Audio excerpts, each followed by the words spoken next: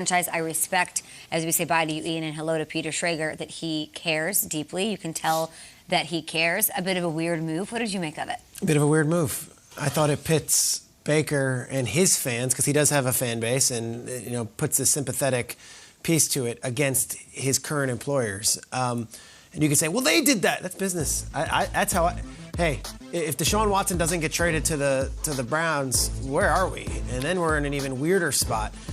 If they were to trade for Deshaun Watson, then sure, Baker can go. I think he's got every right to be outraged and be upset. Hey, I'm your current quarterback. How dare you? Do all this stuff. But to do it preemptively, and I think we might find out about Watson today or tomorrow when the league New Year starts. I think that trade might go down, and it might not go to Cleveland.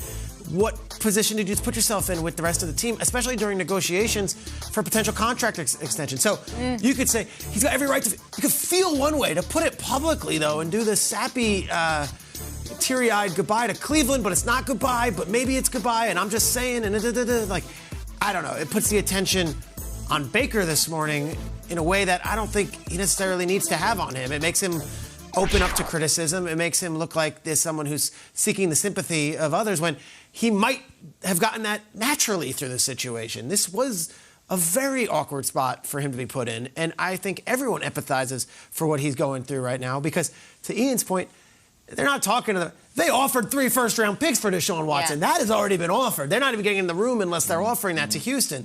So Cleveland has made their feelings felt that, hey, we'd rather Watson than you. That is obvious.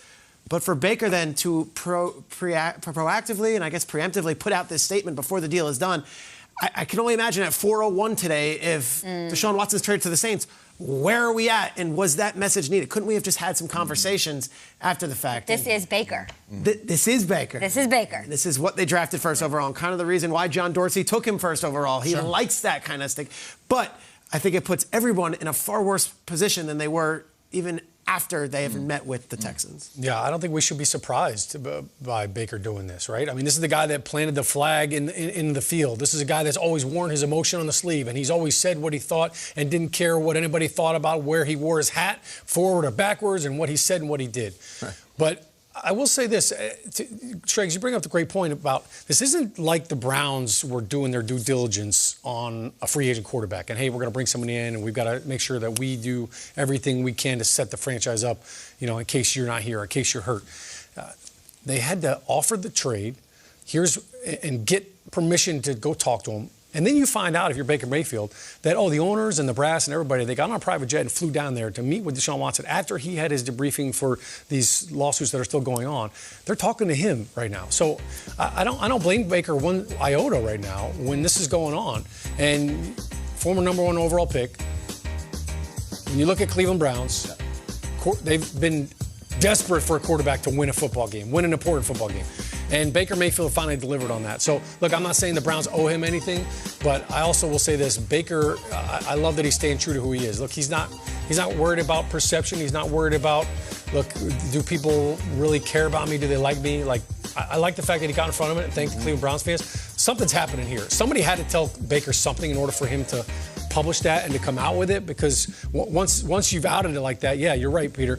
It's where do you go from there? There's change coming in Cleveland. Baker's not the only one that's leaving there. Look, they got rid of OBJ. They got rid of Juice. They just got rid of J.C. Treader, who was their center and the NFLPA president. So anybody with a personality and with some leadership aspect on the locker room right now, seems like things are on tilt a little bit for the Cleveland Browns. I'm usually a cynic. This thing makes me all mushy. I love it. You really? I do. Yeah. I mean, I heard "Time of Your Life" by Green Day as I read this. I'm into it. And you know what, Peter? You're right. Maybe strategically, it's not the same thing. God goes with what got him here. He's a from-the-hip guy. I don't think if he didn't make moves like this or speak like this, I don't even think he'd be in Cleveland right now. He might even be in the NFL right now. And I think it's probably done. I think he probably knows a little bit more than we do. Because the problem isn't just what you're saying, that, they're interested in Deshaun. It's not only that they don't really believe in what you and they want him more, they're willing to pay the world to get him. That's how much they want him more than you. It's not like he's a free agent. No, they got to trade everything to get him, just to get in the room. Like you said, it's like, not only did I see another woman, honey, I also took her to Tahiti. That's how bad I want. I'm like, wow, you took it. The over-the-water bungalow is what they're doing with Deshaun Watson right now. And there's part of me that, as a guy who gets excited about Baker and likes what he's accomplished, to come out and say, now, hold on. 4 head coaches in 3 years, torn labrum, took the worst franchise in sports out of hell, made them matter, beat Pittsburgh in the playoffs. But I'm not saying that this morning, because I'm going to say what I've said all week. Deshaun Watson is better than their quarterback. Look around. You got to have a great quarterback. You don't have squat. Baker hasn't been great.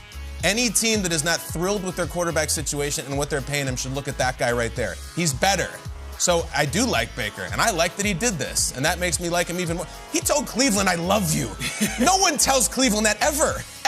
LeBron left twice, and he's like, I want to be here with my family. That gets to me, and I'm not even from Cleveland.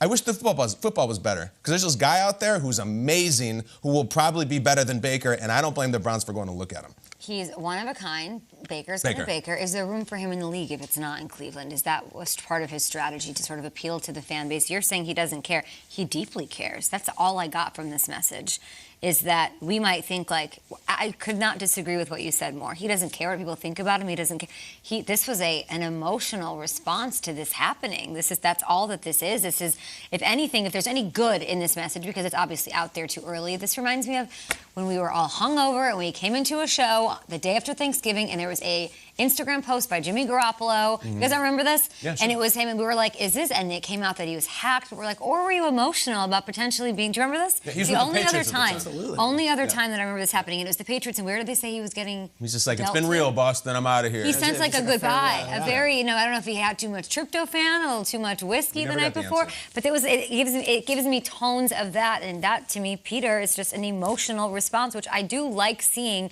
how deeply he cares. I don't know if it matters. I know he started his career there, and I don't know where he goes from here. I don't either. But he might have to be in Cleveland if they don't get Watson, because we're at the stage now where you're going to trade him for 30 cents on the dollar after this. This message right here, it pits Baker versus the organization, and it hadn't been that way yet. Now, the organization has made their feelings felt, but it wasn't like they were shopping him for a bag of peanuts. It was like Deshaun Watson. Deshaun Watson's available. It's a satellite of a comet coming through, and I'm going to go for it. I'm going to do what's best for us. And Baker didn't take to that kind of. It's very interesting, because it now became not, oh, poor Baker. It became Baker versus the Browns. And that's a different tone to this whole Aren't thing. you hungry for some authenticity, though, Peter? Yeah. We're seeing all these planned retirements ahead with documentary specials and all that stuff that is so. This is real. This is just like, you know what? I'm pissed. I'm emotional. I How love many you. times Blah, blah, do blah, you blah. think he deleted that draft? Probably looked it over a few and looked it times. over, and then wrote another one, and then wrote another one over the last few days. There's definitely a few copies, a few rough drafts in there on that. The one thing I think that's interesting about Baker, and I remember when he was coming out, I was talking to a couple different coaches about him. What was the interviews like?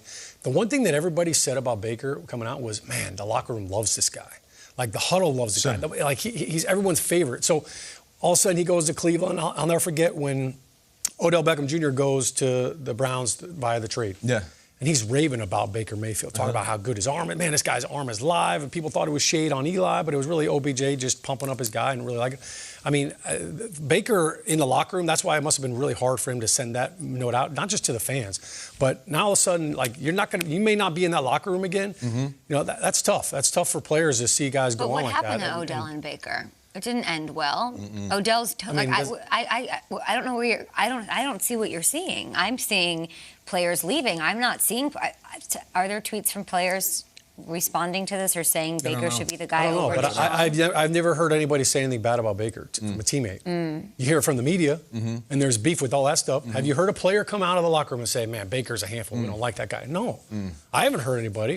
May prove me wrong, but guys like Baker Mayfield, that's a huge component of being a quarterback. Yeah. And what everybody thinks about everybody on the outside is one thing, but that's what teams value the most is what do the players think about him? What do the coaches think about him? Yeah. What's going on in the building? I think Baker is loved in that building. But then he pit himself against that building by putting out that post, to Peter's point. There's a think lot he of did. They comparisons, did. Kyle. He didn't start There's this. a lot of, Tua, this is part of the business. Tua handled it so well over the years, and we all give him credit for how he handled, obviously Deshaun Watson's name being out there. But isn't there like a communication? We don't know what the communication was, right? So like him putting out this message, did someone in the building actually talk to him, or is he learning it from Ian Rappaport like everybody else? And all of that matters in all of these situations too, right? Of course. How was it messaged to him? Was it at all? Hey, also, he's been waiting for a contract extension for 6 months, and then you hear this, and it's like... I don't know what the Stefanski-Mayfield marriage is like right now, but I look at that message, and I don't think Baker's reckless enough to just do it in thin air. I think he knows what time it is. And unfortunately, I think he's done. That's just my